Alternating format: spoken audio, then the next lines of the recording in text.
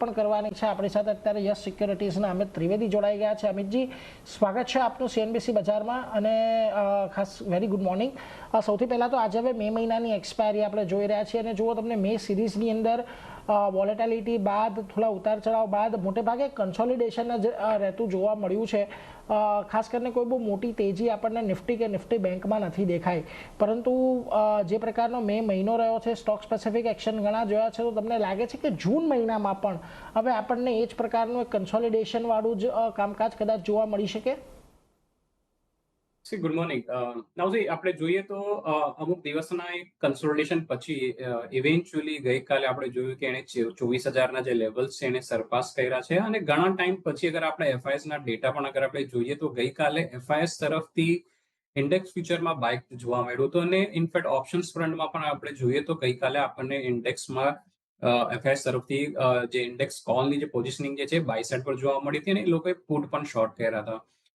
તો જે કંઈ ના કંઈ પર એક ઇન્ડિકેટ કરી રહ્યું છે કે નિયર ટર્મ માટે એટલીસ્ટ 23,700 23,500 છે એક સારો સપોર્ટ ઝોન છે અને જ્યાં સુધી આ સપોર્ટની ઉપર રહે ત્યાં સુધી ચાન્સીસ છે કે જે આઉટલુક જે થોડું મોડરેટલી પોઝિટિવ રહી શકે છે અને ઉપરમાં 24,300 થી લઈને 24,600ના જે છે લેવલ્સ ત્યાં સુધી નિફ્ટી ઉપરમાં આવી શકે છે. તો આઉટલુક જે બેસિકલી ઇન્ડેક્સ પર બની રહ્યું છે બહુ મોડરેટલી પોઝિટિવ બની રહ્યું છે.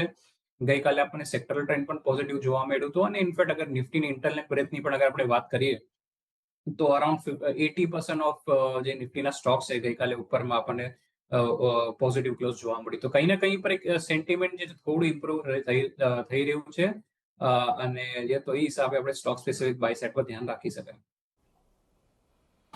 એટલે જો એક મોડરેટલી પોઝિટિવ છે, ખાસ કરીને ઓવરઓલ આઉટલુક જૂન મહિના માટે પણ અહીંયાથી 24,300 24,600 સુધી જવાની જગ્યા તો છે, પરંતુ ખાસ કરીને ધ્યાન રાખવાનું રહેશે કે જૂન સિરીઝમાં કઈ રીતે કારોબાર આગળ વધે છે, પરંતુ સ્ટોક સ્પેસિફિક તો એક્શન આપણને અહીંયાથી જોવા મળશે જ, એટલે એના પર એક નજર રાખજો.